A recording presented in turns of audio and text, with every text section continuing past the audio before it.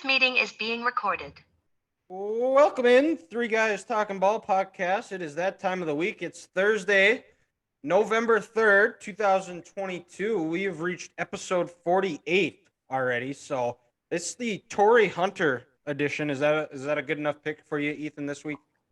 That's better than you've had most days. All right, well, I feel like mine have been pretty good, but I was thinking Torrey Hunter, so we're on the same page. Exactly. We're on the same page. Yeah, you got one right. And then next week we already know what that one's going to be, but we'll have that for a later date. I hate you so much right now. I was, as most of you guys know, the Vikings moved to undefeated when I am in attendance at US Bank Stadium. As you can see, Jared Allen was inducted into the Ring of Honor. He came in at halftime on horseback, which was awesome, and gave out Mullet, which is a very impressive locks. I might grow the mullet out myself. But Vikings are 6-1. Bison had probably one of their best games of the year, probably their best game of the year. Michigan State is trash. The World Series, we are in the middle of the second as we start recording this. 0-0 still. And then got some big games this week. We're going to go a little bit off. We're going to go down to the SEC, talk some Tennessee, Georgia, Alabama, LSU, and the rest of our games. And then go over to the NFL where there's a couple of big games as well. And then finish up with Curveball of the Week. Guys, how's it going? It's good. Busy, but tired as shit. But hey, here we are. Yeah, there you go. How did you guys go out trick-or-treating? Did you guys dress up for Halloween? We did. I was Cinderella's, I guess I drove her carriage. So I was the carriage driver. Okay. And Grant, I know you're a big Halloween guy. What did you dress up as? Well, I'm such a big Halloween guy. I dressed up as a guy who sat in his basement and didn't turn the lights on, so I didn't have to interact with the people tonight. Okay. The Grinch of Halloween. Yeah.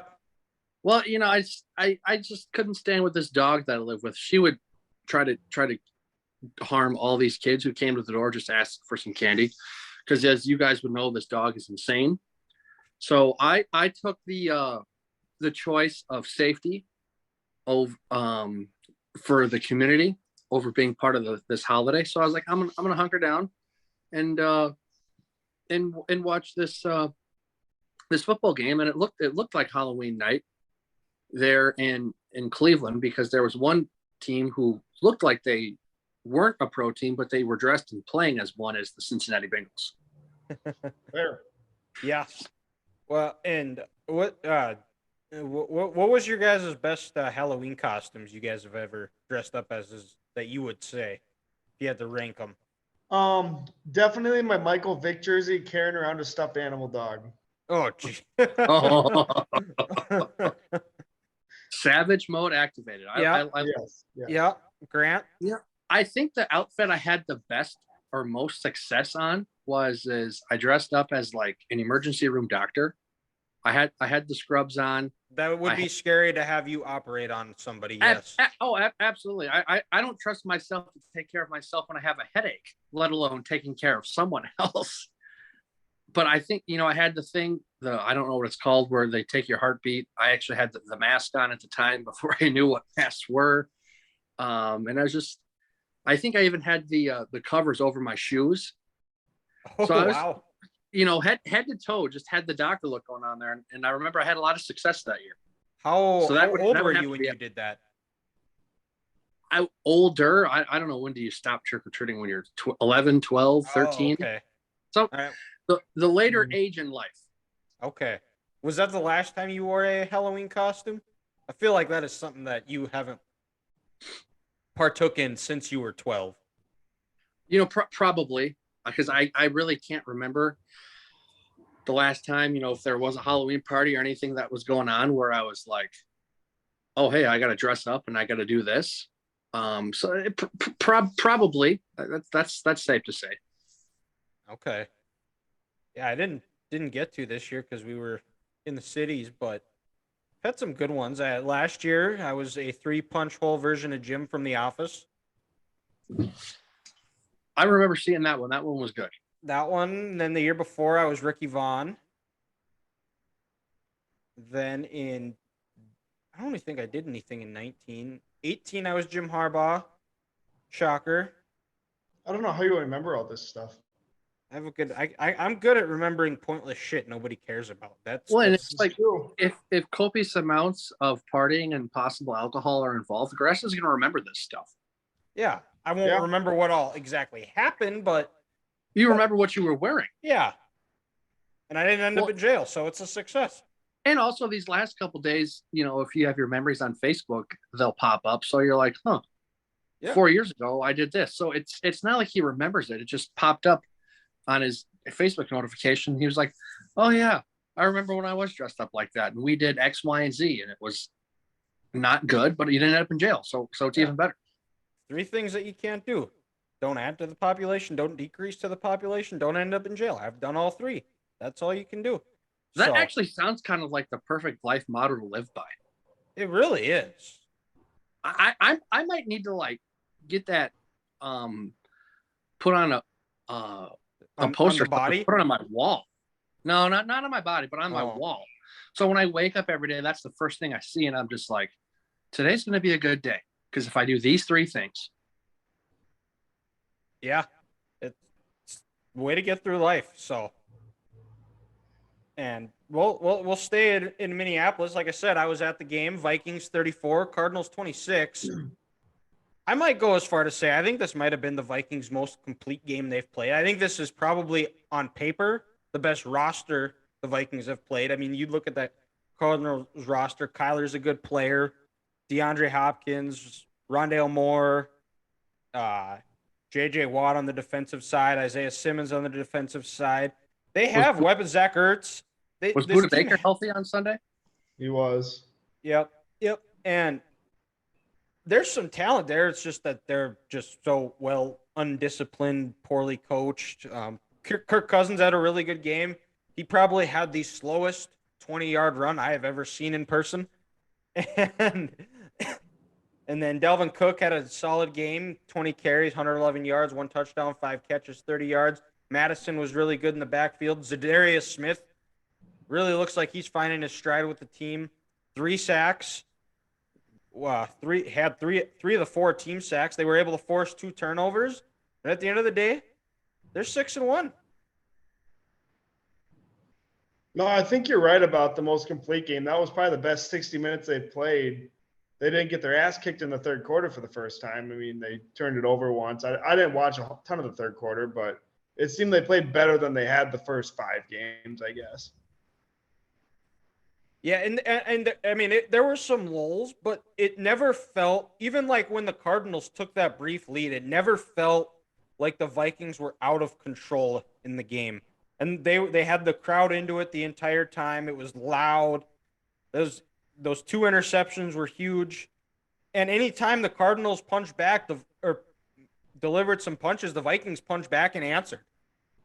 And that's a good step that this team needs to take, and it's a thing we talked about on the previous episode coming out of a bye, is we want to see him compete for a whole 60 minutes, and they did. And it was against a good team who could potentially be challenging for a playoff spot down the road.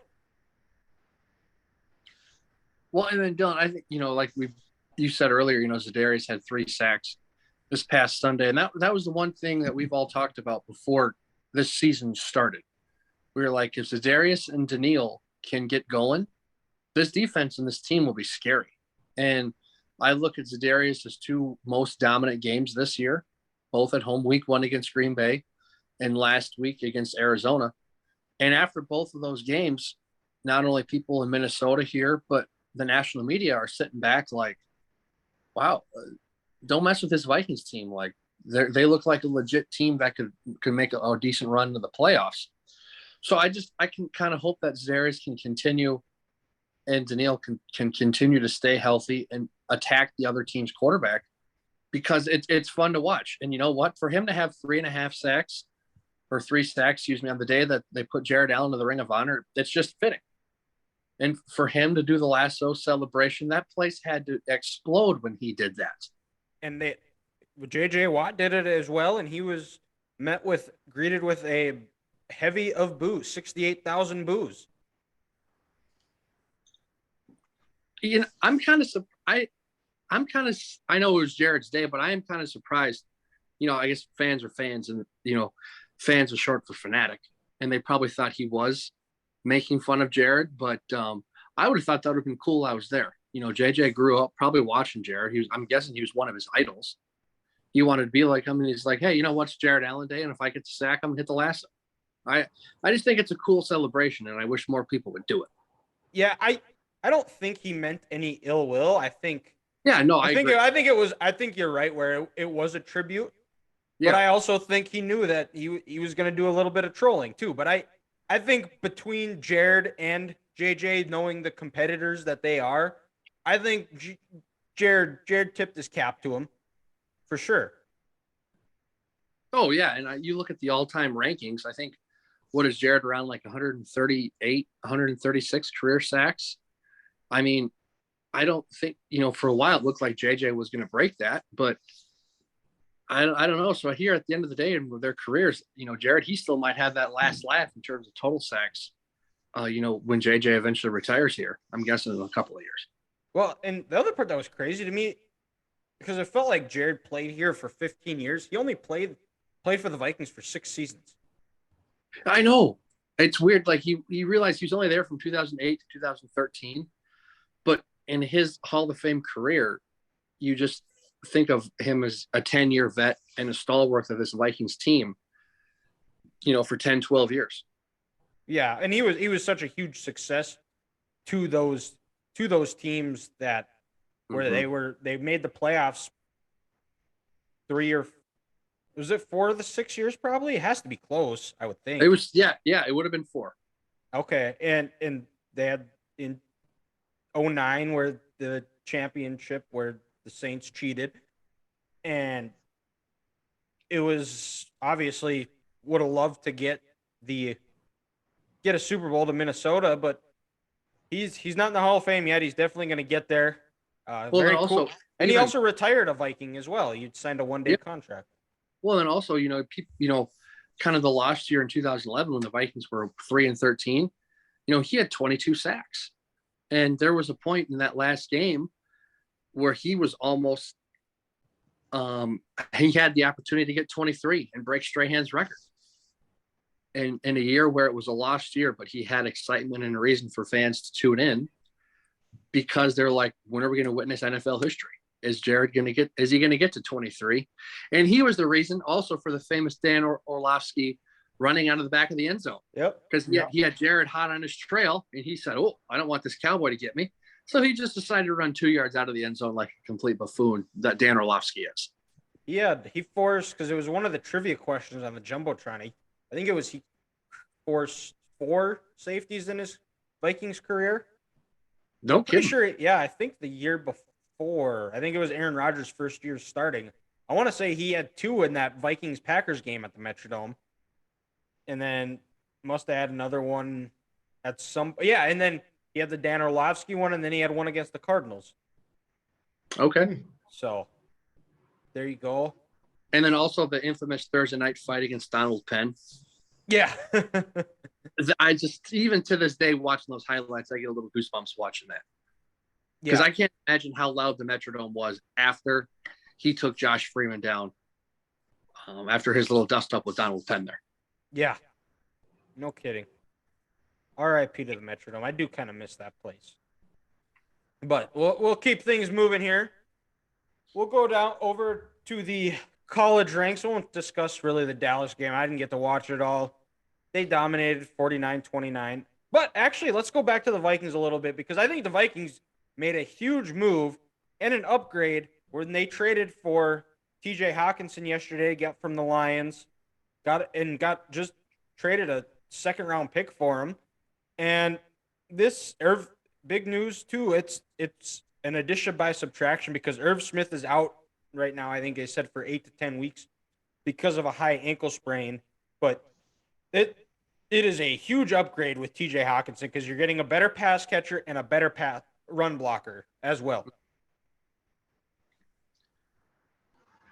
Well, didn't didn't the Vikings also get like a third round pick or a fourth round pick back Two from fourth Detroit round picks, also? two Yeah, fourth rounders back, and they gave up a third rounder, I believe. I mean, Second round, and third round. What is Detroit doing? They want to pay him. pretty much. That's the only thing that makes sense to me is they don't want to pay him, and they're gonna have 2 firsts, 2 seconds, 2 thirds, and then they also get Jamison Williams when he comes back from an ACL injury. So, but Yeah.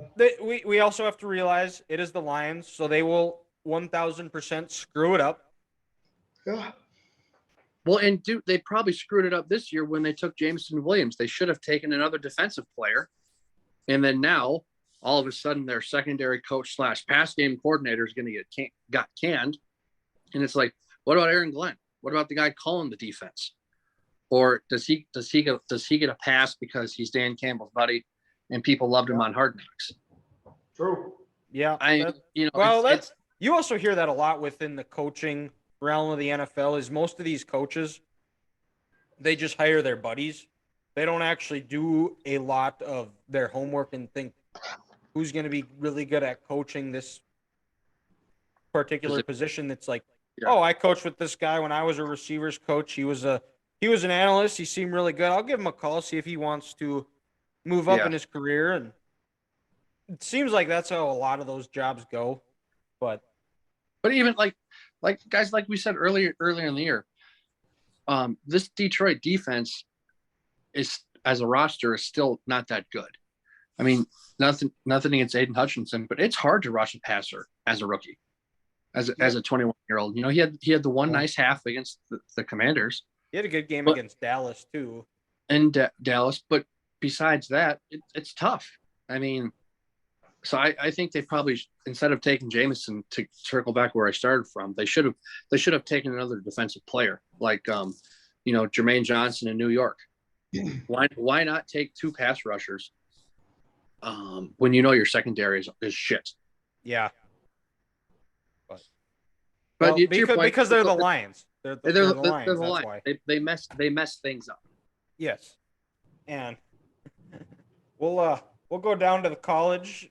NDSU beat Illinois State over the weekend, 24-27. That was the most complete game NDSU played. I didn't get to watch a whole lot of it, just kind of checking highlights, looking over the stats, and kind of watching listening to some post-game shows.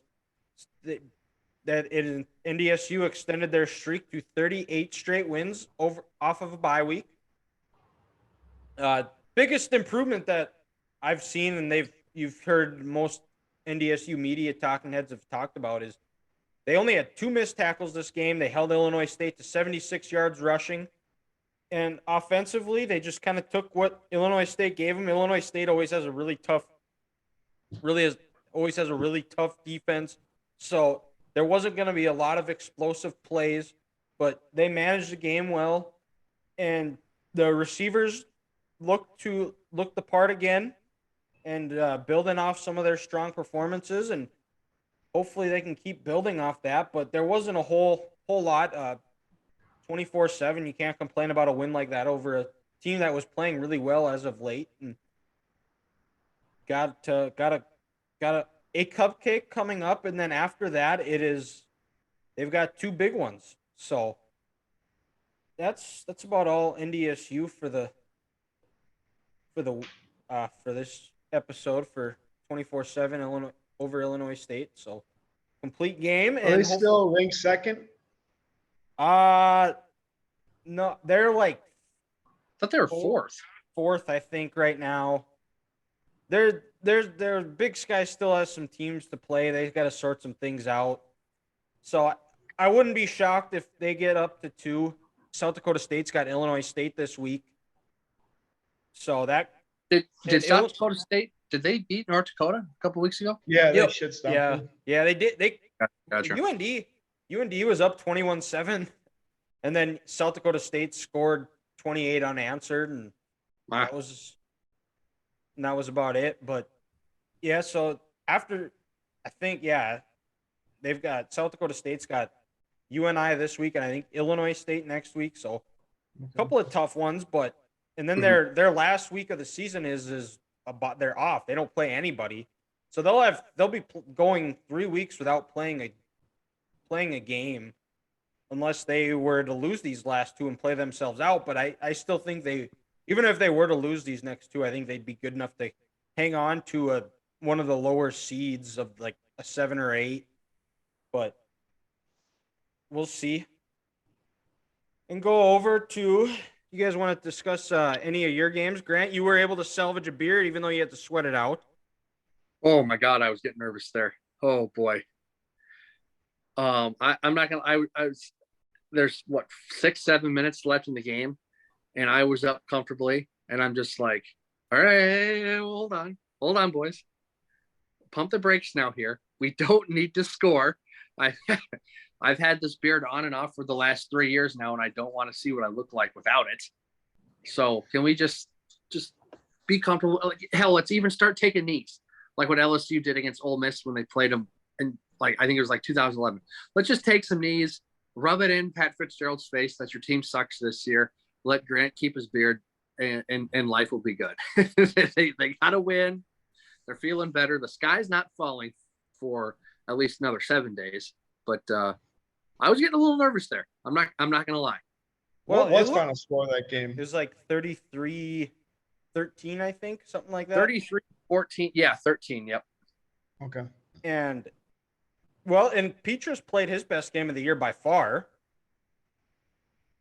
And I saw a clip of Riley Moss's post game, or I think it had to have been his post game interview, but like he was almost like crying how happy he was for Petrus. So which the guy has had his struggles. It's well documented, but it's cool to see stuff like that because it's not like he is out there. He's just having a bad year. And, when you have those games, I think it seems like in the locker room, he's well liked. I think he plays hard. You can't dispute that either, but it's just not your year some of these years. So that was cool to see, is that the guys in the locker room still had his back. They never gave up on him. Oh, for sure. And when you go through what these college athletes go through, the camaraderie and the brotherhood you built, it's unmatched. Especially, in your summer workouts. I remember hearing Jordan Palmer and Desmond Ritter, they were talking once before the pre-draft process. And they were talking about these college workouts and how they are the hardest thing you'll do in your football career, collegiate and professional, where Jordan Palmer says it's not really necessary what they put you through in these college workouts, but it builds that camaraderie and, that brotherhood you have for a team. And, let's not forget these players, I'm not an angel. I've bashed them here multiple times, and it's probably not the nicest thing, but they're people too. They have feelings too. I mean, could you imagine if someone like what Baker Mayfield said, Dylan, if you're having a bad week at work and someone comes up and they're saying all this nasty stuff to you and you suck, you don't deserve to work here anymore, get them off the team, it would hurt. It would offend you a little bit. So you're right. It is nice to see that they got each other's back and they played well for a week, and they can celebrate for 7 days. And they can have fun playing football again. That's the best part, because, Petrus knows he's done playing football whenever he's done with Iowa. He has no shot at the professional level. And he's been playing this game probably since he was 6 or 7. So if he can just go out, have fun playing the game he loves, put some points up, see his teammates smile and his coaches smiling with them, you love to see it. Yeah.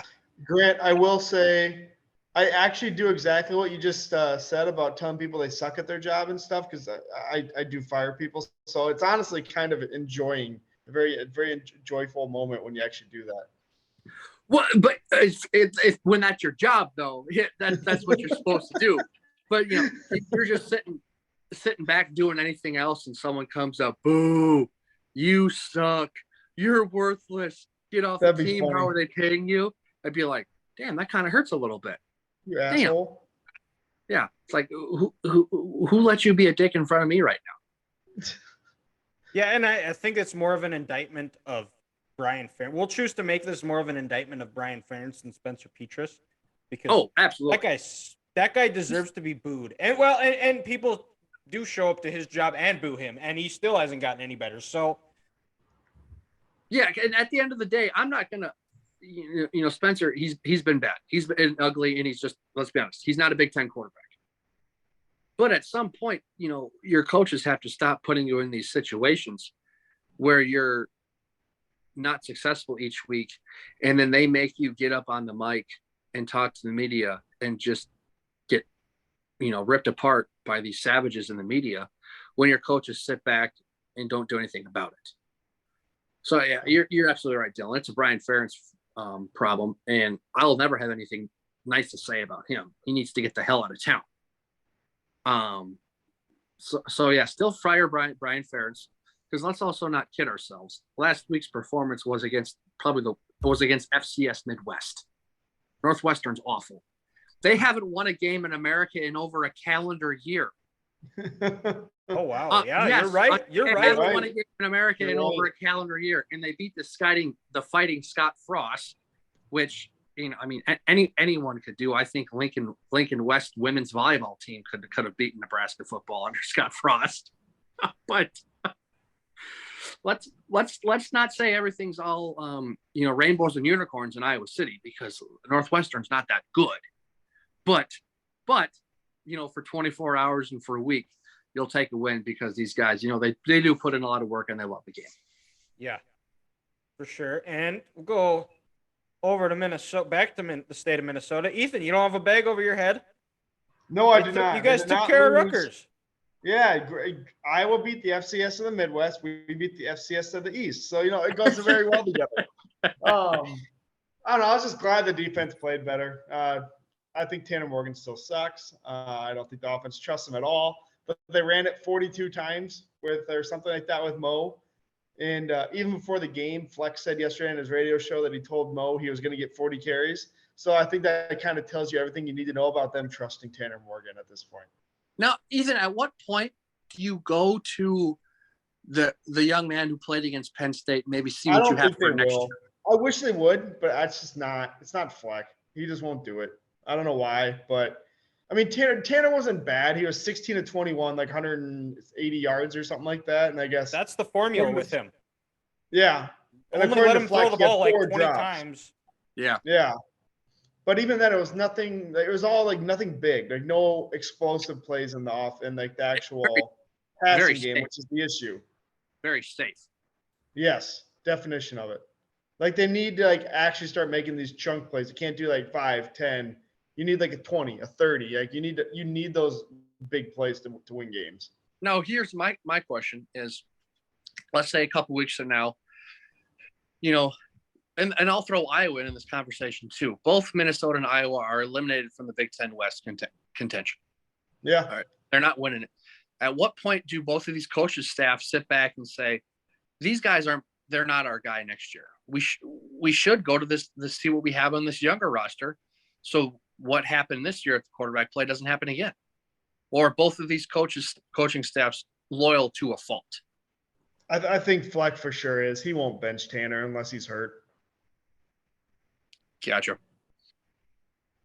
I'm just curious, because you think that's some sort of conversation this coaching staff would want to have to see. You think they would? What our future is. Because I mean, Athan wasn't bad versus Penn State. He was fine. Yeah. Exactly. Wasn't he a decent recruiter? A guy that he was out of 4-star out of Illinois. Yeah. I don't know. It makes you think. At some point you have to look into the future, even though some guy's giving you 6 or 5 years. It's time to move on. Yeah. What year is he? A true freshman or redshirt freshman or? Redshirt freshman. Okay, gotcha. If I remember right. Okay, and go over to another state that starts with the letter M. In a state championship game, Michigan brought Paul Bunyan back home, 29-7. Dominating defensive performance by the Wolverines, limiting Michigan State to 37 yards rushing. Offensively, moved the ball, had some red zone struggles. Luckily, we've got one of the best kick. Michigan has not we. I'm not a Packer fan.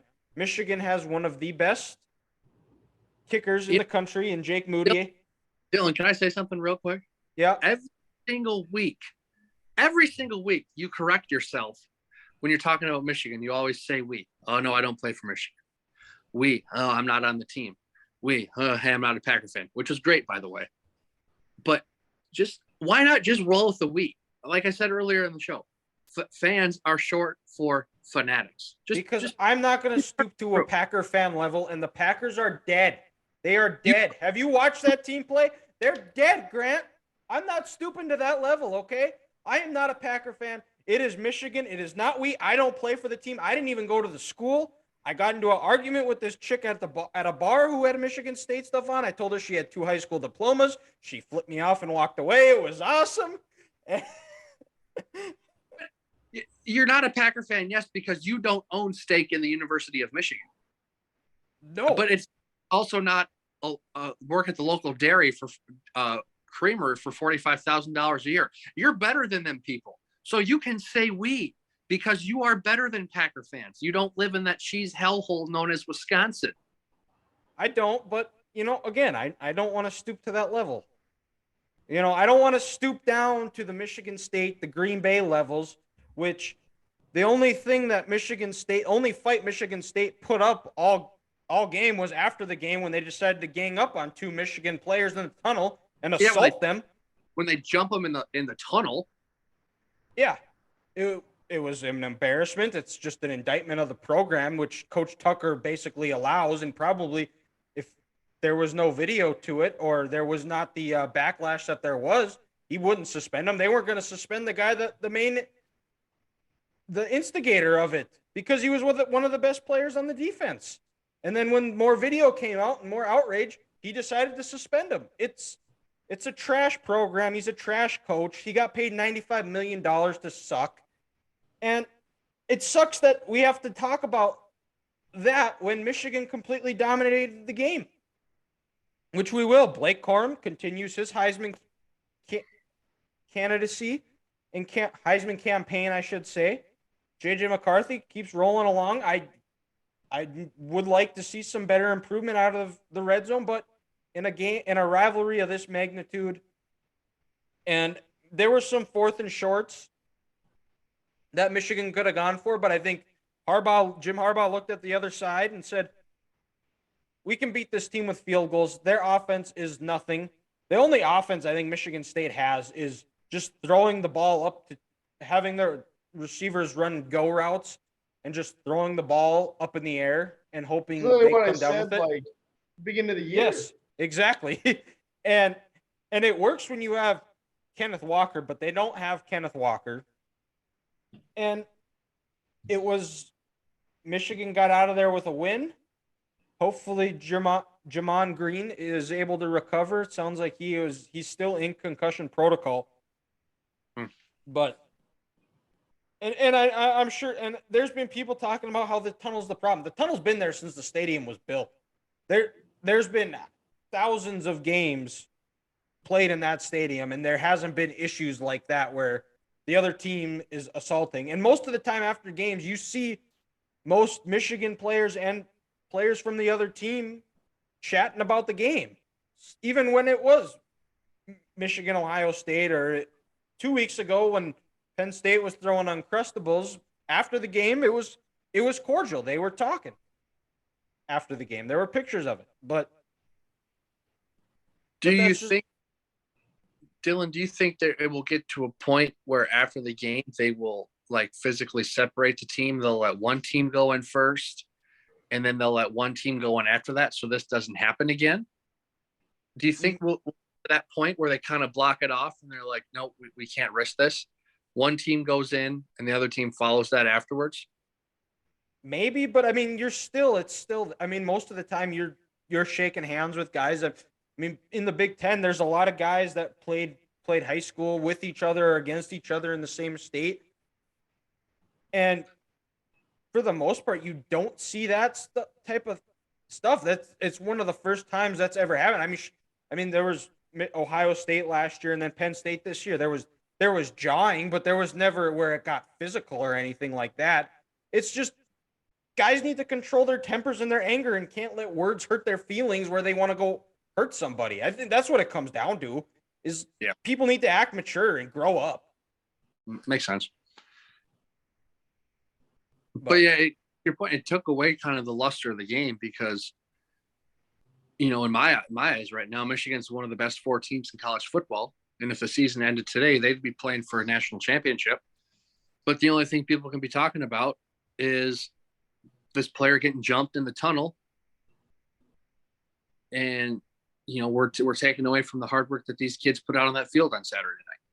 Yeah, and they were saying how he shouldn't have been going up there, but there's a story about it. Jamon Green, his dad is a truck driver, or a long haul truck driver, so he's got a very limited schedule. So he usually likes to get up there right away to see his dad because his dad usually has to go to the next load that he's working on. It had nothing to do with that, and I mean, I just don't think that there's no indication that Michigan became physical first, because even the Michigan State, there's some people, like I think he's handled it a little bit better, but still I think that Board of Regents and his bosses have done a good job of handling it as well and cooperating, but we can't reach this part of the society, which we have, is where, oh, somebody said a mean thing to me, I'm gonna go beat the hell out of them just because of that. Yeah, and for no apparent reason, then you're gonna have, you know, 4 dudes jump on top of this dude, and then, to your point, beat the hell out of him, and it could have been a lot worse than what it actually was. You know, you thank God he's only in concussion protocol. Yep. I mean, bones could have been broken. You know, he could have been bleeding everywhere. It could have been awful.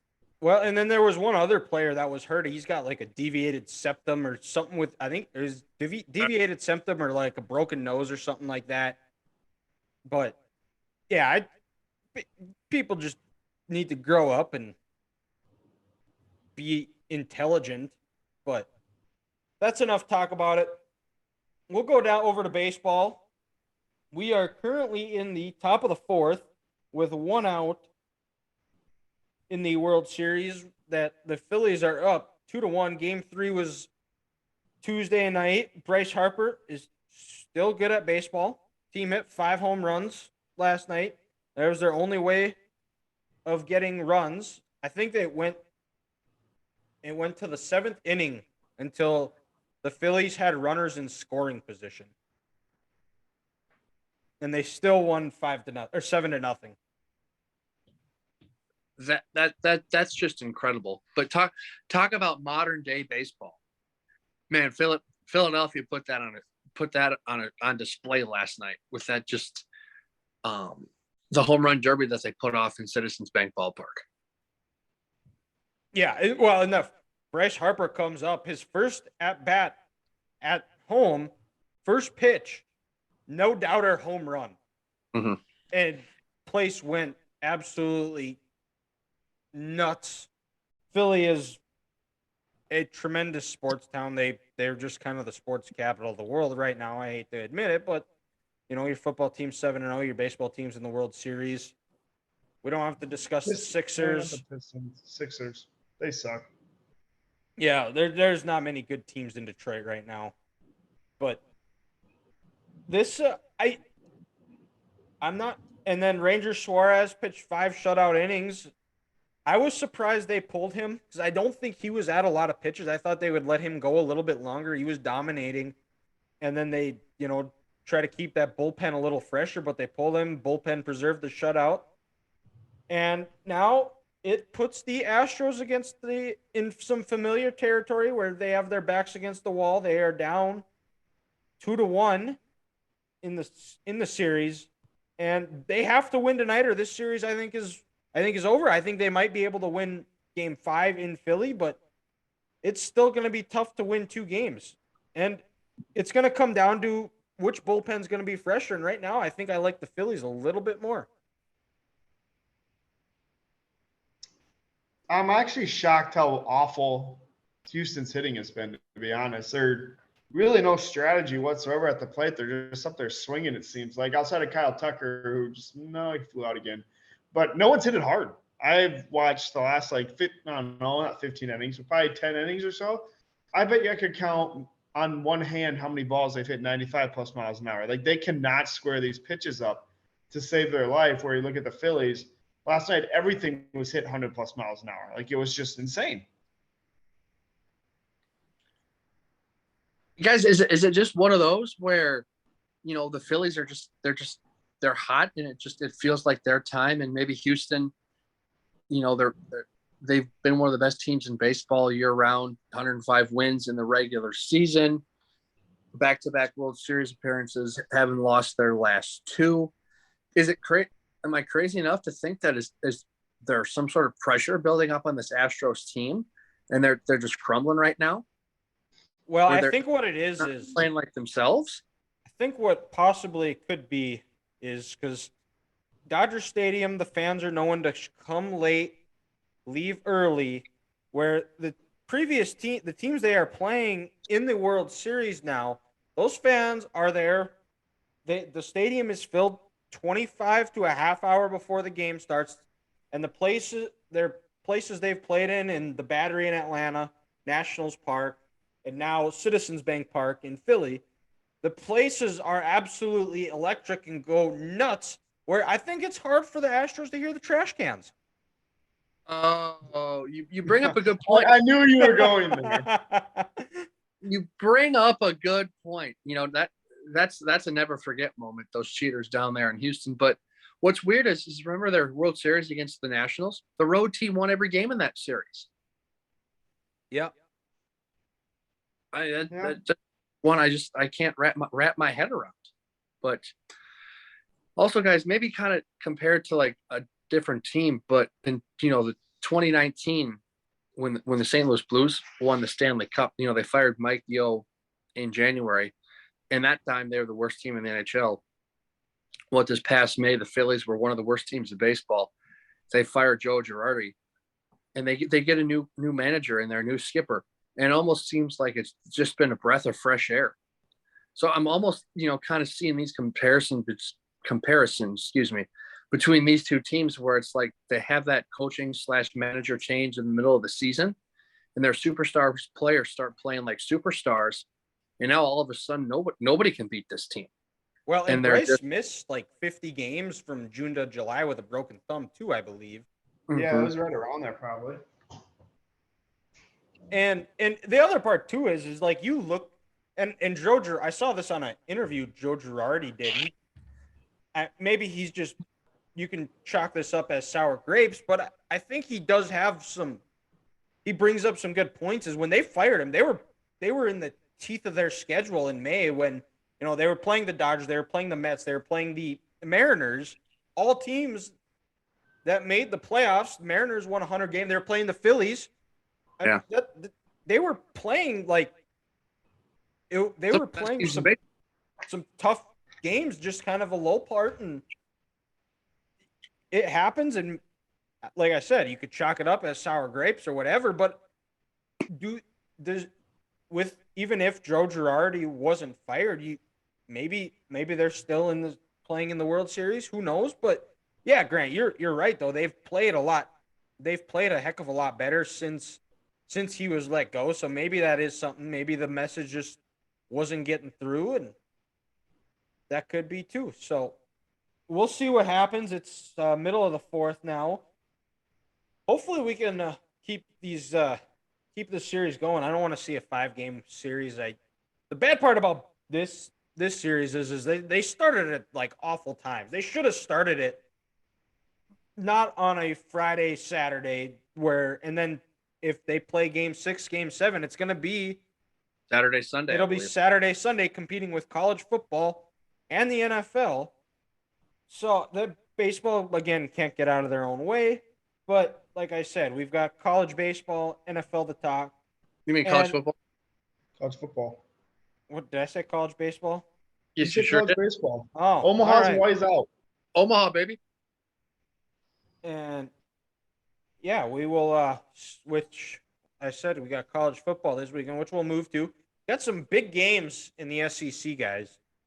I don't know the last time we've seen where it's two top 10 teams. The college football playoff rankings came out.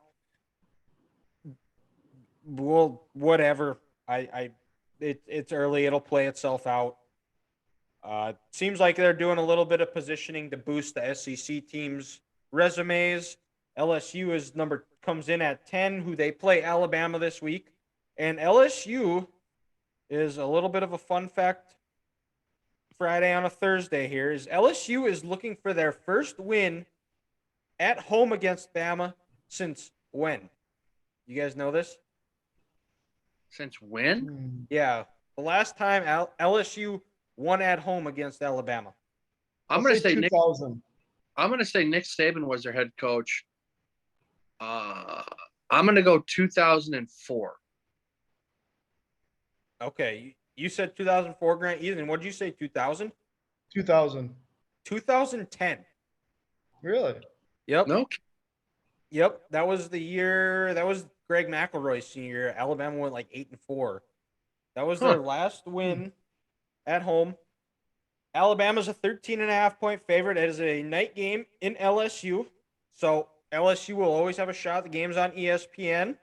Which that at Baton Rouge at night will always be a top 5 bucket list game.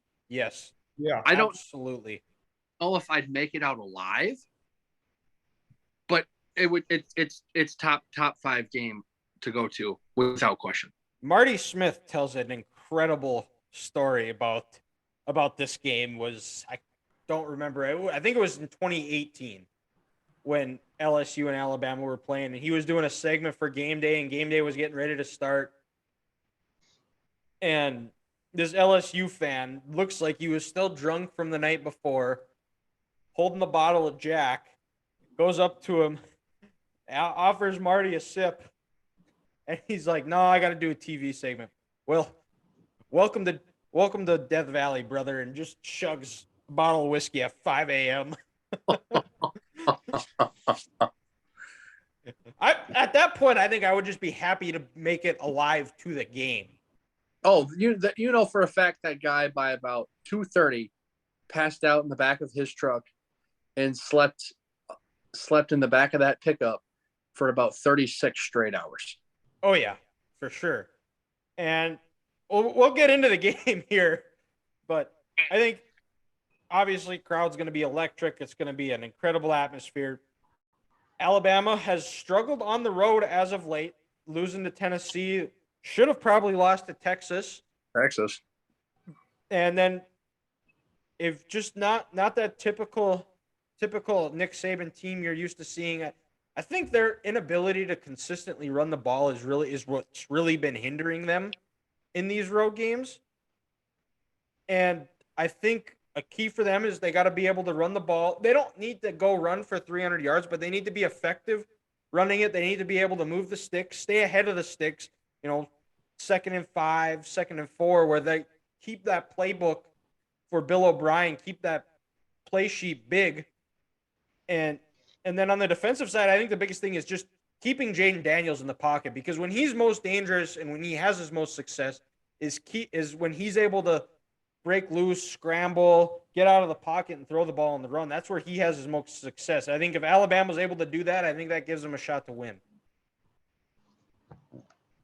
I'd actually be kind of surprised if they don't blow them out of the water. I think LSU is not good at all. The fact they're ranked 10th is honestly kind of ridiculous to me. 4 spots above Utah.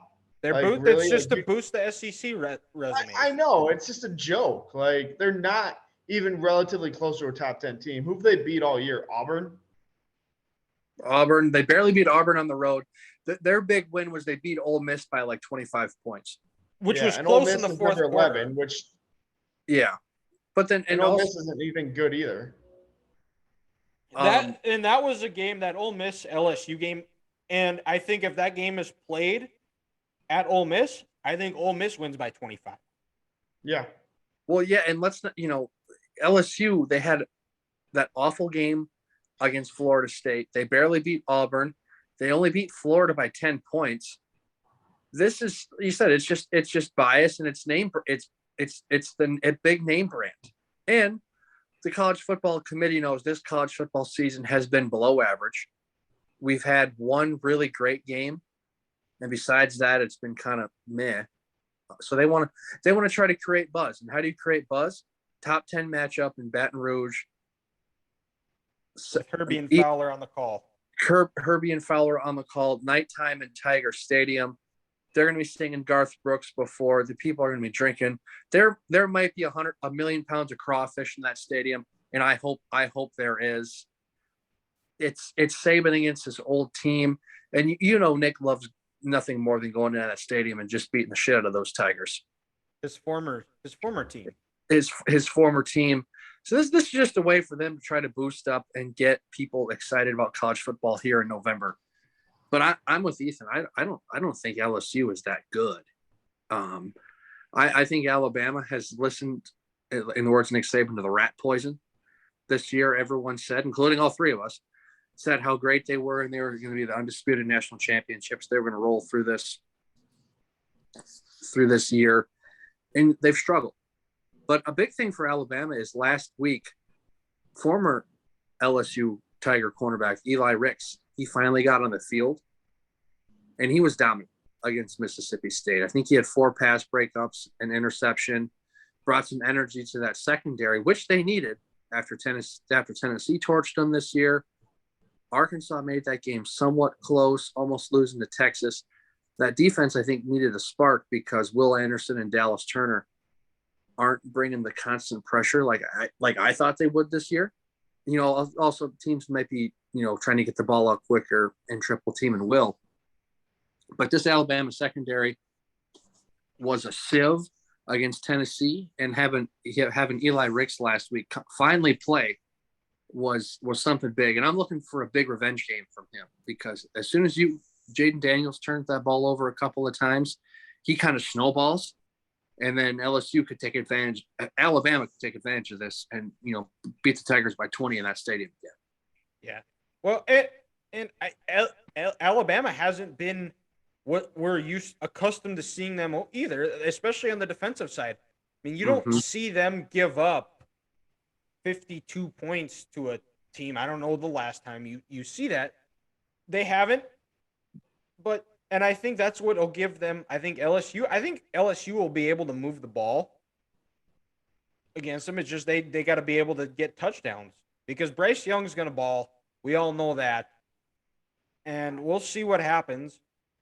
But we'll go over to another SEC game, 1 versus 3, Tennessee, Georgia. Georgia is 8-point favorites in this game. This is the 1:30 CBS game, and this is the first time since 1998 that Tennessee is the number 1 team in the country. Feels like 98. And they're going to get a nice welcome to being number 1 when they have to go travel down to the hedges of Georgia and play in Sanford Stadium. And I think this game is going to come down to red zone efficiency. If you're Georgia, you are Kirby Smart. You are hammering red zone defense all week. Make them kick field goals, because field goals aren't going to beat them. Hendon Hooker has a 21-1 touchdown ratio. They have to force a couple on him, that Georgia secondary. And I think if they're able to do that, I like Georgia's chances. I don't trust Stetson Bennett enough that he can go blow for blow with Hendon Hooker and getting touchdowns. But this game is at home for Georgia, so we'll see how Tennessee handles that road environment, because this is probably the biggest game in their stadium is Sanford Stadium, right? Sanford Stadium, yep. Okay, yeah, between the hedges, Sanford Stadium.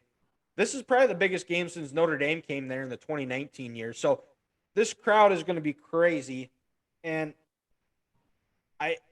this is a game that I've had that probably most people chalked up as an easy win for Georgia at the start of the year, but I don't think that's the case anymore. No, Tennessee looked damn good versus Alabama the other week. So, I mean, I haven't really watched a ton of either team, but it's going to be a dogfight. Well, guys, even like what Tennessee did last week to Kentucky, may actually have been more impressive than what they Yeah. did. True. Because I watched that game on Saturday night, and they made Will Levis and that Kentucky offense a shell of themselves. And that's just because the constant stress and pressure that Tennessee's offense puts on an opposing defense and how they can score so fast and so quick, and they do it in so many different ways. You know, I remember a couple of years ago, Colin Cowherd on his radio show, he had Andy Reid on, and he asked Andy why it's hard to develop college players in the NFL to play defense. And he said, well, in college, you have to deal with these wide hash marks, and there's so much open space. And it got me thinking, when Tennessee, if they're on the left hash and they have 38 yards to play with this speed and this system that Josh Heupel has, you get them in the open field, and they're almost unstoppable with just their concepts and their route combinations. You have to communicate so well with the defense, and that's what screwed Alabama over in that game. But also Tennessee, they run the ball too. You know, they try to be physical up front and get that RPO game going. So this is when Georgia's front seven needs to play like it's the best front seven in America, because if they can stop the run, if they can get in Head and Hooker's face, they have a shot. But if it's a clean pocket and Tennessee's running the ball all day, I don't think Georgia can win this game, because this will be the first time that Georgia's offense actually needs to go blow for blow with the team. And this year they're put up yards like it's no one's business, but they haven't done it when they needed to do it. So I'll be intrigued to see how Georgia gets in a game when they know their offense has to score. Because, like I said, this Tennessee offense puts so much pressure on a defense that you almost get too amped trying to stop them. And then before you know it, they go 75 yards in 4 plays. Yeah. I think make Tennessee go the whole field, limit those explosive plays, like you said. I think that's going to give Georgia a shot and make Stetson Bennett's life easier, because like I said, there's no way in hell that he isn't going to be able to go do what Bryce Young did and match Hendon Hooker blow for blow. He just isn't. I mean, he's a good game manager. I don't think he's not that guy. He's not. No, exactly. He's not that guy, but not that guy. And I think if you're Georgia on offense, I think Todd Monken's thinking we got to try to keep this ball for 35 to 36 minutes and try to even. They probably are going to try and touch that 40-minute range at this point, I think. But, you know, time of possession against this Tennessee offense, in my eyes, is overrated, Dylan. Yeah. It's like Peyton Manning and the Colts. Remember that Monday night game against the Dolphins when the Dolphins had the ball for 41 minutes? It was hot. It was humid. The Colts were wearing blue. The Colts still won the game. So you not only have to hold the ball for 38 minutes, you need to score touchdowns. That and they have to make Tennessee kick field goals, which goes into the game plan of stressing red zone defense and don't give up the big chunk plays, which just like in basketball, it makes when you start hitting threes, it makes the hoop get bigger and bigger and bigger. Well, and also, you know, let's not with how aggressive Tennessee is on offense.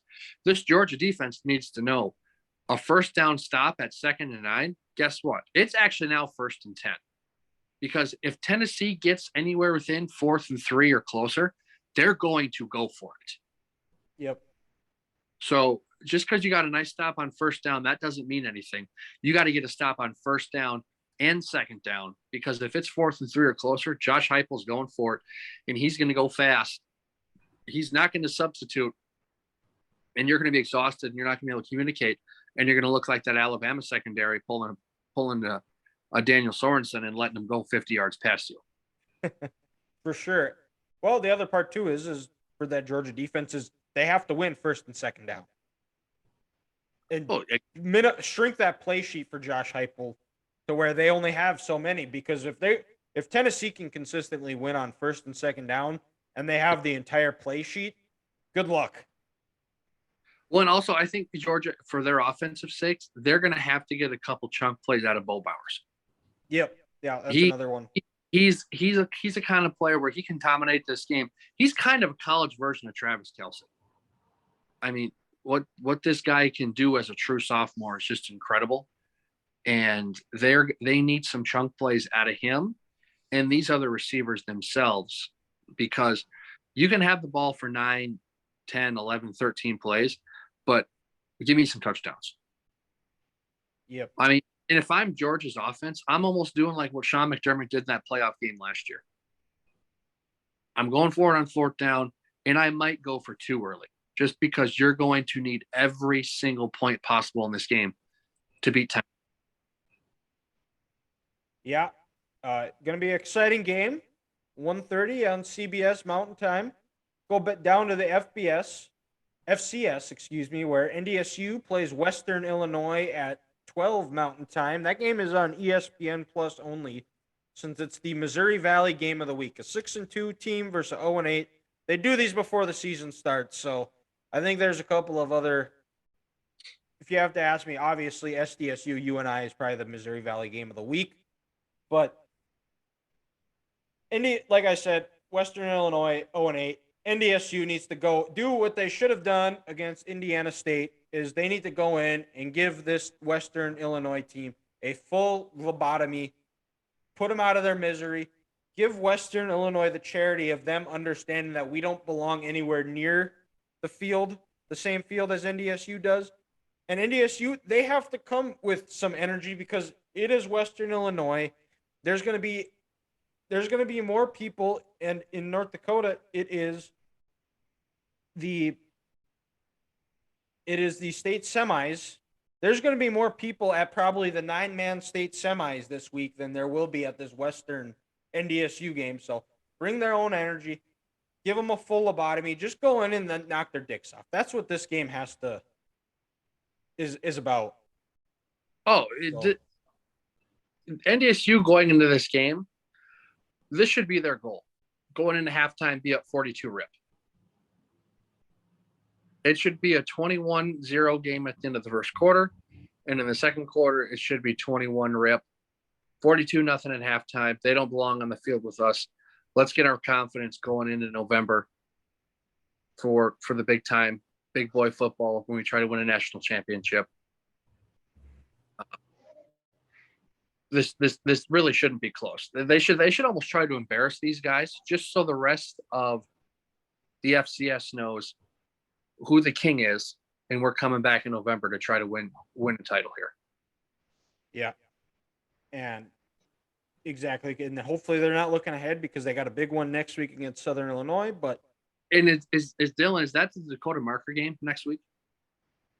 No, or were they the Harvest Bowl? Is that, or they had that game this year? I believe that probably was last week. Okay, it's usually one of the last games of October, first game of November. So I think it was the Harvest Bowl this week. And then they've got, after Western, they got Southern Illinois on the road. And then they have UND at home. Okay. I only asked because that's my favorite NDSU uniform.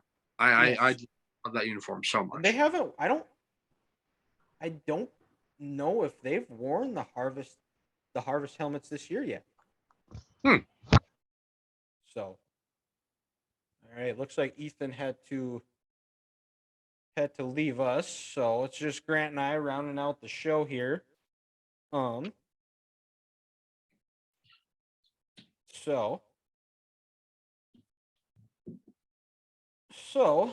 Grant, do we Iowa's got Purdue, so yep. Is this a how are we feeling about this one? A little nervous, not gonna lie, because Jeff Brom has had Iowa's number since he's been at Purdue and hired in 2017. You know, I think Iowa they're 1-4 against him, where they got the one win in 2019 in Kinnick. But you know, Brom, his style of play and how aggressive he is, it's given Iowa issues. In Iowa, they like to sit back in their zone, and Jeff knows how to attack said zone, and he's always had he's hit or hit.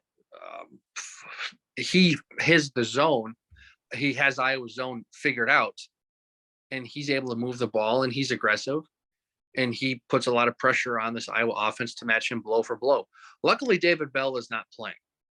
this year, because I have nightmares from that guy. Yeah, I- well, you do realize this is a Charlie Jones revenge game, which And I'm sure and you were going to get to next, which probably might be that might be scarier than Rondale Moore. We don't know. I think the Charlie Jones revenge factor is a lot scarier than David Bell, because David Bell, he put up, I think, 2 touchdowns last year in Kinnick, 2 the year before, during the COVID year for that first game in West Lafayette. But yeah, to your point, this is a Charlie Jones revenge game. This is, hey, look what you could have had, and look what I'm doing right now. I think he's a semifinalist for the Blitnikoff Award.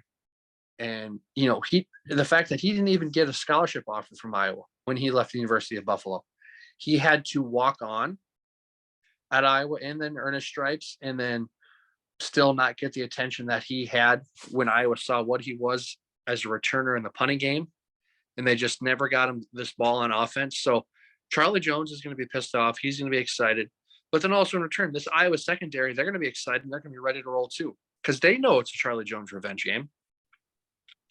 Everyone in the stadium knows where Purdue's going to try to go with this ball. They're going to try to go to number 15 in white. So I think this Iowa secondary, they're going to have a little bit of a pride to try to make sure that Charlie doesn't take this game over. And also the fact that Purdue's kicked Iowa's ass over these last 5 years.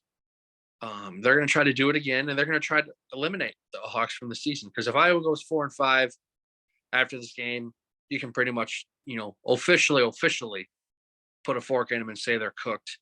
Purdue still has a shot at getting to Indy. It's not great.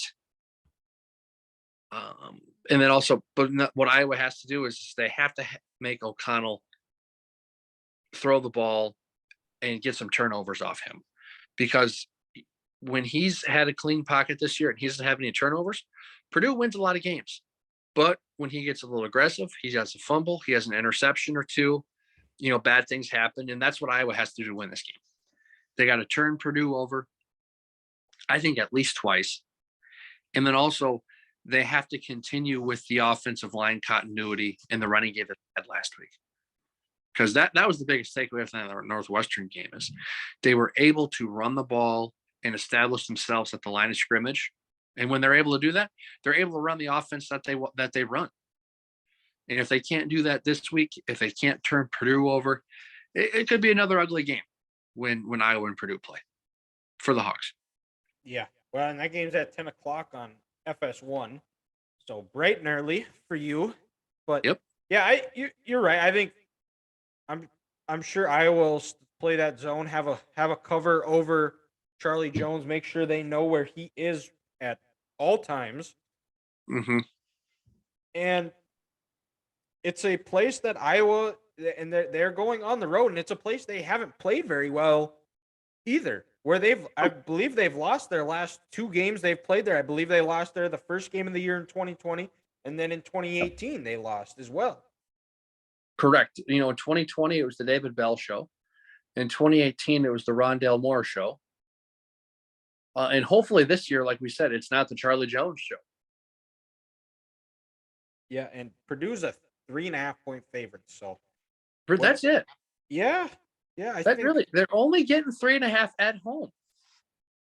Yeah, well, and I think it goes into what you were talking about with O'Connell is he likes to give the ball away, and Iowa likes to take the ball away. So I think that plays into it. I think this is going to be a low-scoring game. I think the lower this score is, I think the more it favors Iowa, because I think it goes back to what Urban Meyer said with an offense like this is just get 2 first downs, you're in field goal range. And maybe one drive, try to get an explosive play. Maybe we'll see a trick play out of it. I think what Iowa needs to do too more on offense. I haven't watched their last couple of games, but they're so vanilla. They don't use any motion. There's no creativity within the offense. And that's something that they need to find ways to get more of. Correct. Yeah, they line up in their sets, and this is where we're at. So the defenses know, okay, when Iowa gets in this personnel, when they have 2-by-1 to the left, they know what small group of plays they can run. There's no window dressing. There's no creativity, which puts stress on the defense. In return, that's what Purdue does. And I think, that just comes down, like we've said before, that just comes down to coaching and Brian Ferentz not putting his players in a good spot. But there's always that one game each year where Iowa, they do that. They send guys in motion pre-snap. They have a different formation sets. They're taking deep shots, some trick plays, and you sit back and you say, why can't we do that year round? Because let's be honest, this Iowa defense, in my eyes, is a national championship caliber defense. If they just had some protection from this offense, I'm not going to say they're as good as Michigan's defense because they're not. Michigan has thoroughbreds out there on the defensive line. I mean, they're built like an NFL team. But if this Iowa defense had a little protection from an offense, this defense could win you a national title with just how opportunistic that they are. If they had the 2019 Iowa offense, they would be dangerous, very dangerous. Oh, absolutely, yeah. With Stanley, Amir Smith-Marset, Alaric Jackson, Tristan Wirfs, Tyler Linderbaum, Tyler Goodson, Charlie Jones wasn't on the team yet. Yeah, they would be where Illinois is right now. How Illinois is, 7-1 and top in the West. But yeah, like I said before, and I'll say it again, you just got to have O'Connell turn the ball over a couple of times. And if you can do that, and if you can take advantage of that on a short field, good things will happen. And then, Brock Osweiler said this last week in the broadcast, and it's a little crazy, it's a little far-fetched. But if this Iowa offense can get some confidence and some continuity going, and this defense is playing the way they are, why can't Iowa mess around and win some games towards this end of the year and change some things in the Big Ten West? Why can't they? I'm not saying they're going to, but if they're able to get some confidence going, a little more continuity on offense, and they're able to extend drives, and Phil Parker's able to make the adjustments that he makes, hey, they could maybe get to 6 wins at the end of the year. Maybe six, maybe 7. Yeah. Well, they just got to win 2 more, and they're bowl eligible. And we'll go to their neighbors to the north, where Minnesota travels to Nebraska to play the Cornhuskers. And I don't know a whole lot about this game. Ethan, like I said, he had to go somewhere, so I think we'll see. This is a little bit of a dangerous trap game. I think Nebraska, their offense is still legit. They can still move the ball. I would expect Mo Ibrahim to have a big game. If Tanner Morgan plays the way he did against Rutgers, Minnesota wins by 2 scores. If he turns the ball over, if he goes bad Tanner Morgan mode, Nebraska might pull an upset and might still be hanging around the rest of the Big Ten West. Yeah, I'm with you, dude. I think it all comes down on how this Minnesota offense is. Because if Minnesota gives Nebraska some short fields and they give them some confidence, this Nebraska offense is still good. They can score some points on people, and they're going to move the ball. But it's this Nebraska defense that just can't stop anybody. But if Minnesota can't get Mo going and Tanner has to play more and the game is on his right arm, Minnesota's in for a long day, there in Lincoln, because Tanner's going to throw it to Nebraska at least once. Casey will throw it to Minnesota a couple of times as well.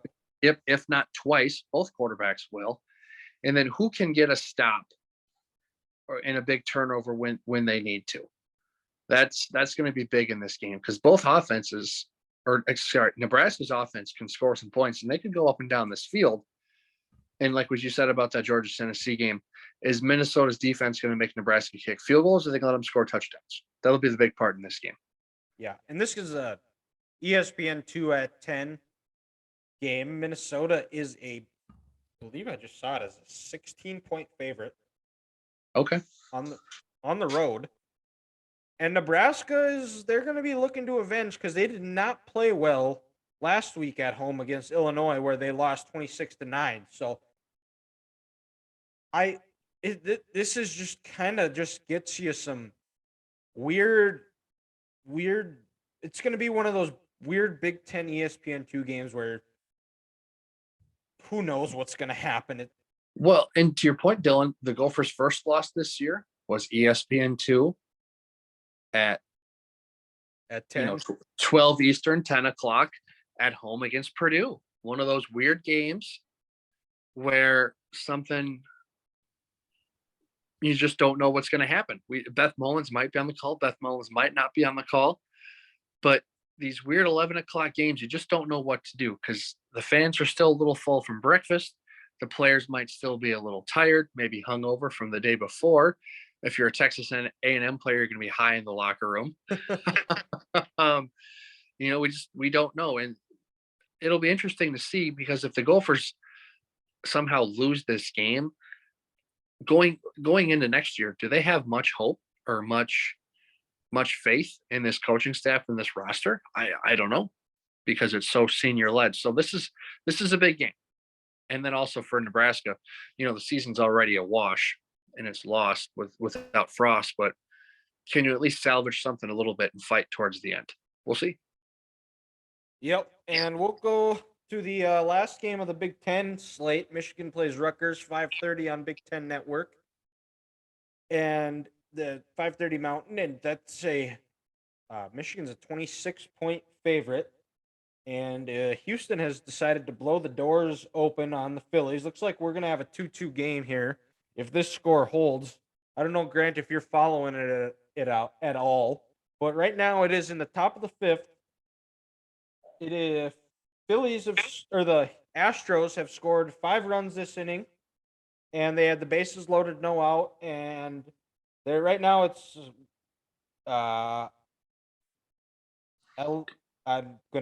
Alademus Diaz is up to bat. He's got a runner on first, 2 outs here as we record this.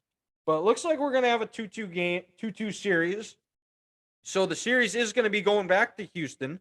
Hopefully I don't jinx this, and by the time you guys are listening to this, it is not 3-1 Phillies, but yeah, to this point, and I'm going to jinx it now, but the Phillies have yet to record a hit, Grant. Oh, yeah. Wouldn't that'd be a little something? That'd be a little fun for us. And they've had 2 base runners so far. They've had Marsh has drawn a walk and Harper has drawn a walk. Other than that, the Phillies have not had a base runner. So, okay, no is going right now, and I don't know. It'd be kind of cool to see a no hitter in the World Series. Dude, I would love it. That'd be so cool. Yes, but back to Michigan Rutgers. This is also a game where the last time Michigan played Rutgers was they subbed Cade McNamara in, and he led them back to a victory. Mm-hmm. And then the time before that, when it was a night game, Michigan beat Rutgers 78-0. I hope the latter happens. I hope this game isn't play out like 2020 where they get down by like 21 points and they have to battle back, and just something that shouldn't happen. But Rutgers has seemed to give him, since Greg Schiano's taken over, he seems to give Michigan his best shot. It's going to be a scrappy game, but similar to what I said with NDSU and Western, just jump on them early. Don't let them hang around. Put them out of their misery. Knock their dicks off. And then go get ready to play Nebraska. If anything that I really want to see with this game is I would like to see Blake Corum not get 30-plus carries. I would like to see Donovan Edwards get more. I'd like to see him kind of divvy it up a little bit more. Try to take the load off Blake Corum in a little bit of a sense. Put him in the garage and try to keep him fresh because Michigan's going to need him for these final 3 games, and they're especially going to need him against the big one that Saturday after Thanksgiving. Oh, without question, dude. And from the little bit that I was watching the game last week, When Donovan Edwards got the ball, I felt like this Michigan offense had a little extra step in it, a little extra juice. So I was kind of, as we get into November here, I'm kind of hoping this offensive staff gives him, more carries. Get out with you. Blake Corum does not need to rush the ball 38 times against Rutgers like Mo did last week. That's just it's unnecessary.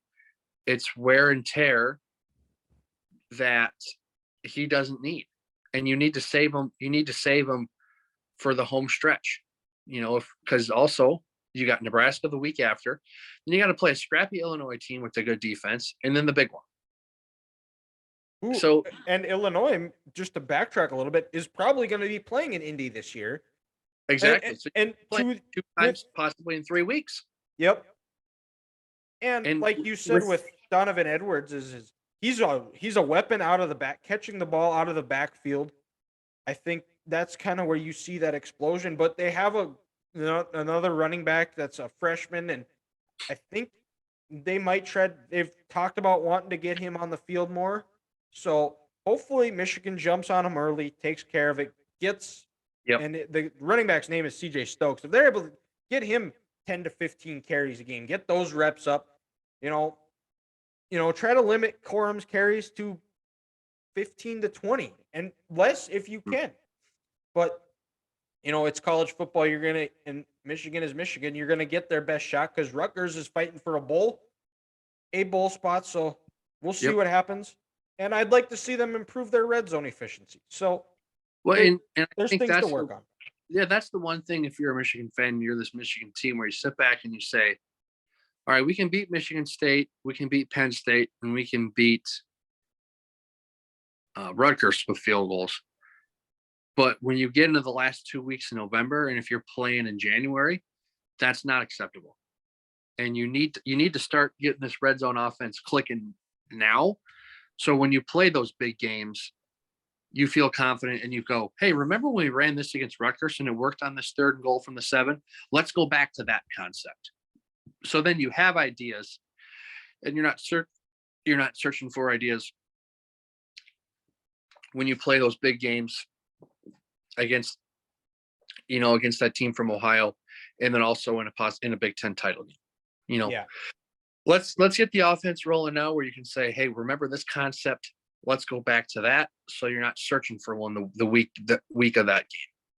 Yep, and exactly. And we'll go up to the NFL. Vikings play the Commanders at 11 a.m. on Fox. Vikings are a 3.5-point favorite. I believe, is this Kirk Cousins' first game back in Washington since he signed with the Vikings, or am I missing a year? No, I think this is the Kirk Cousins revenge game. I think in 19 they played it was in a Thursday. Minneapolis. It was a Thursday night game. Yep. But yeah, I can't think of maybe in 2020. You're right, but because I think the last time the Vikings went to Washington was 2017. It was Case Keenum. Yep.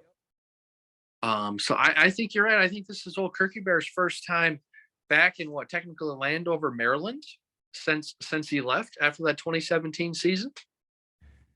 It could be, I believe so. And Chase Young is going to be back. It sounds like he was activated, his first action of the year. And that's something that you gotta watch out for, because he is going to be hungry after not playing for it seems like a year and a half. About a calendar year, yeah. And limit him. We'll see if TJ Hawkinson is going to be a factor. I would expect them to start slowly working him in. This is the Kirk Cousins revenge game. Boy, a lot changed since his time there. But yes, it has. I think even with Chase Young, I still don't think a whole lot of this Commanders defense. Mm-hmm. I think the Vikings should be able to run the ball. Hopefully they can put together another full 60-minute game and take advantage of that bad defense, and on the other side of the flip side, take advantage of a horrible offensive line that the Commanders have, make Taylor Heineke uncomfortable. And this we have to make note that this Commanders team has been playing better since Heineke's been in the game. This team seems to be playing with a little bit more energy, a little bit more juice. They've got a little bit more pep in their step. So they have to handle that. And if you're the Vikings and you want, and there's still talk about the Vikings being the F words, which is frauds, not the other word. Trying to keep things clean on here, but this is a game you go on the road and you win by 2 scores if you're a legit 6-1. I'm with you 100% because this Heineke-led Commanders team, they're just like their quarterback. They're scrappy. They're undersized. They're not going to give up. If you let them hang around in a game, they'll bite you. But go in and just put them out of their misery. Put them out of their misery right away. Like we said with NDSU and like we said with Michigan. Just go out there, show them that you're the better team, dominate them from the first whistle, and then just make them quit. And, this should be a day where, hopefully Zadarius and Daniil can get after Heineke and they can rough him up and they can force him into some bad throws. But then also, maybe this is a time when the Vikings get the deep passing game going, where they get those explosive plays back that, we really haven't seen a whole lot this year besides that week 1 game against Green Bay. And I think that's why they traded for a guy like Hawkinson who can stretch that field and open things up for guys like JJ, Osborne, and Thielen. And then also look at, how good Kirk is in the red zone. You get a guy like Hawkinson where he could be just a red zone machine with that. And that's where I expect to see him the most this weekend is in the red zone. You'll slowly get him in on the offense more and more as each passing week, but you get him in the red zone matched up, on a linebacker or a safety, and the huddle, Kirk just tells him, "Hey, TJ, run this route." He's going to go out there and he's going to beat him, and that's going to be 6 easy for the Vikings. And then also like the Commanders, like I said, their defense isn't that good. Their secondary is bad. They traded their one corner to the Steelers this week, at the trade deadline. So then come out, jump on them early, and then let that pass rush just do its thing. Get a couple turnovers, and you know what? You can feel confident going the next week, knowing you're 7-1, going to play a Buffalo Bills team on the road. Yep. And hopefully, that's a good point too, because hopefully this isn't a look-ahead game for them either. Yeah, because that trap game where it's like, oh, hey, we're going to Buffalo next week. They could be 7-1. We could be 7-1. This is when people are going to call us real. You give this Heineke-led team air, you give them oxygen, just like a fire, it's eventually going to grow. And if you don't put this fire out, before you know it, Heineke's going to be on you, and you have no more eyebrows because they took them off. And this Washington team, you got to give them credit for this. They don't give up. Just like their head coach, just like their quarterback, they're fighters, they're scrappy, but just go in, take them out of their misery early. And hopefully, you can stay healthy coming out of this game. Because that's the big thing. Because also, look at the ramifications for this division. The Packers and Lions play this weekend.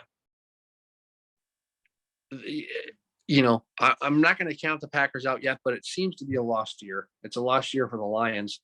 So the Vikings have an opportunity to be up 4.5 games after Sunday on this division race. That's incredible. Who would have thought that at the end of the year? Not me. Not me. Do the Phil Rudd meme. Who would have thought? Not us. Not us. Look at us. Not us. And then, so I guess, that's enough Vikings Commanders talk. Let's go down to the Sunday night game. Titans, Chiefs. Chiefs, 12.5-point favorites at home, coming off a bye, which Andy Reid is almost unbeatable off a bye. I haven't seen what the status of Ryan Tannehill is going to be if he's going to play, but I would expect it doesn't look like it, judging by the line as of now. They don't know. I'm guessing that's what the line is that he is not playing. Mm-hmm. And this game, I feel, has all the feels of the future Super Bowl champions blowing the doors off the Titans, because Andy Reid, almost unbeatable off a bye. Ryan Tannehill not there. Malik Willis might be a starter in this league, but judging by the first game, no. We'll see. And Derrick Henry's going to have to go Iron Man, Superman, basically be all the Avengers in this game for them to even have a shot. And maybe the Titans might be able to move the ball, but without Ryan Tannehill or the threat of a passing game, I have a hard time thinking they're going to be able to get touchdowns in this game. So I expect the Chiefs to roll them, and this game is over at halftime. This is going to be similar to the 2020 year when the Titans went up to Green Bay and it was over at halftime as well. Well, and let's not forget last year when the Chiefs and Titans played, Derrick Henry was off. Derrick Henry had, I think, only like 87 yards rushing and no touchdowns. Last year it was the AJ Brown show, and the Chiefs had a stop on the first drive where Tennessee would have kicked a field goal that had a defensive holding. They prolonged it, and one of the tight ends scored a touchdown. And AJ Brown's not there anymore, and he has more receiving yards than this whole Titans receiving corps does combined. And I think, again, for the Chiefs, the biggest thing here, Dylan, is this: keeping Patrick upright. Because when they've protected him and they've given him time this year, he's unstoppable. No one has stopped him when he's had time, and he has a clean pocket.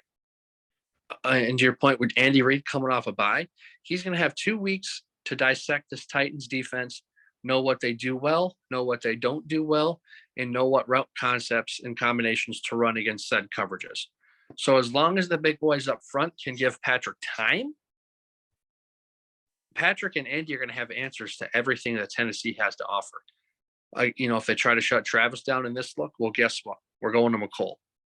If they try to shut McCole down in this look, and they look like they might also try to double Travis, hey, Juju, here's your thing. You know what? Off a quick turnover, because Malik threw it to our guy, MVS, we're gonna send you deep. So if they keep Patrick upright, I'm feeling very confident that they're going to win this game, and they should look pretty good doing it, because really Buffalo, they were moving the ball against Buffalo, earlier this year, but there was towards later in that game when Vaughn was able to get home and that Bills pass rush got to Patrick. That's why the Bills won that game. And then also, I think to your point with Derrick Henry, this is a week when you got to change your front up, and you play almost like that 46 Bear look. You put a guy on your guard, center, guard, and you tell Malik Willis, you're not going to beat us this week by only throwing the ball 10 times. You have to get at least over 200 yards passing and 2 passing touchdowns to beat us. Because the Chiefs aren't going to let Derrick Henry run the ball 32 times for over 200 yards and 2 touchdowns. They're just not going to do it, because the Houston Texans have the worst rush defense in the NFL. And Vrabel knew that going into last week's game, and that's why the Titans got away with it.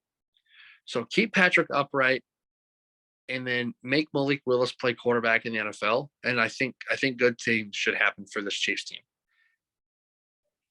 on Sunday night in Arrowhead.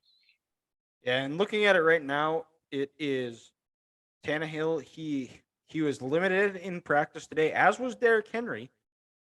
But it looks like they said Tannehill, who was ill last week, this is all on Pro Football Talk, he missed Sunday's game with his ankle injury. And right now he's still unsure if he's going to be able to play. So I think this is a easy win for the future Super Bowl champions. Oh, never mind. Just my charger fell out, but we're good. So Chiefs roll. I'm one step closer to getting cornrows, and I have curveball of the week, so I will take care of it. And like we talked about earlier in the show, Halloween was on Monday night, and it's one of those years where I think people, they splurge a little bit on candy, even when you're an adult. I think especially now, we've got a lot of our friends who are parents. They enjoy stealing their kids' Halloween candy. This is how kids learn about taxes, by the dad tax. And so this begs the question, Grant, what is your favorite and least favorite Halloween candy? Ooh, good question.